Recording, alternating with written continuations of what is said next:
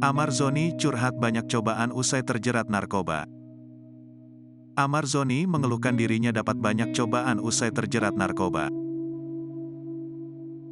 Belum lama ini Amar Zoni digugat cerai Irish Bella ke Pengadilan Agama Depok pada tanggal 6 November tahun 2023.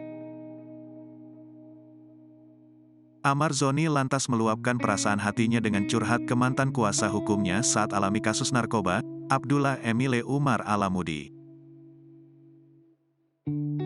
Amar pun kaget. Dia sempat bilang ke saya, "Bang, cobaan kok terus-menerus ya?"